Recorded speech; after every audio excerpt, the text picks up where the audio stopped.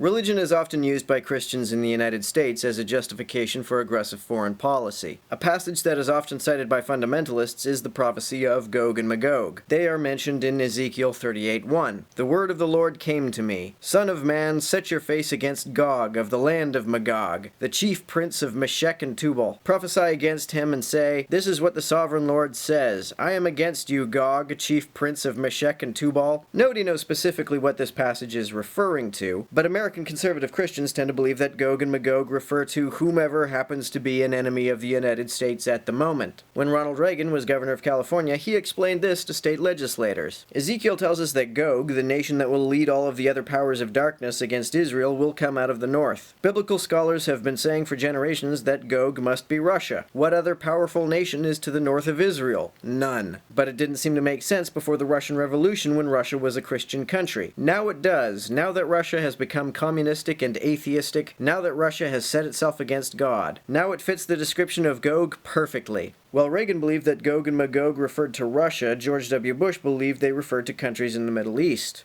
In January 2003, immediately before the invasion of Iraq, George Bush was trying to round up international support for the invasion, and he met the French President Chirac, and in this meeting with Chirac, he started ranting about a passage from Ezekiel, the book of Ezekiel. It's a very obscure passage nobody understands. It's a passage about Gog and Magog. Nobody knows if they're people or places or whatever they are.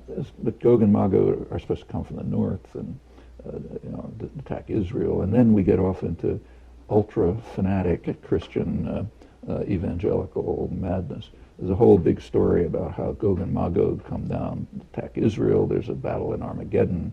Everybody gets slaughtered, and the souls who are saved rise to heaven.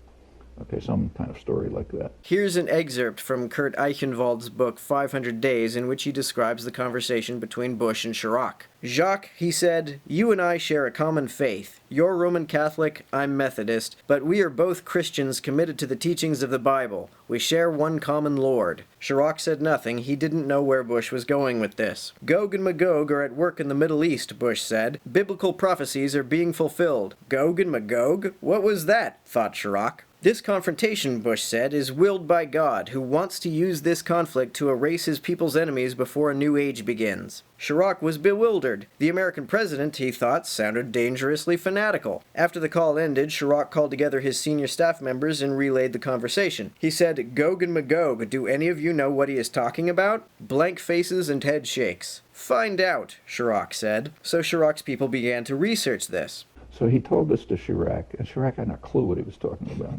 So he approached the French Foreign Office, the Élysée, and said, do you know what this madman is raving about? And they didn't know either. So they approached a Belgian, pretty well-known Belgian theologian, who wrote a sort of a disquisition on this passage and the way it's interpreted and what it might mean and so on. Okay, how do I know? Well, I know because that Belgian theologian and his friend sent me a copy of it. With the background of the story. I never published it because this just sounded too off the wall. Finally, I was talking to an Australian academic researcher, and I mentioned it to him. He decided to look into it. It turns out to be correct. In fact, the story appears in the biographies of Chirac and in other evidence. So yeah, that actually happened. In Ezekiel 38:5, the Bible goes on to say, Persia, Cush, and Put will be with them, all with shields and helmets. Now that the focus has shifted toward Iran, the mention of Persia in this passage is cited as evidence that Iran is an ally of Gog. Of course, we still have no idea who Gog is or where Magog is, and this vagueness allows anyone who believes the Bible to use this to argue for war with whatever country they think ought to be attacked. It is also interesting to note that the Quran also mentions Gog and Magog, and there are Muslims who believe that they refer to Russia and or the United States. I don't know what's more disturbing, the fact that such powerful people believe in prophecy, or that they believe that they have enough understanding of such vaguely stated passages that they think it justifies putting the lives of thousands of people at risk.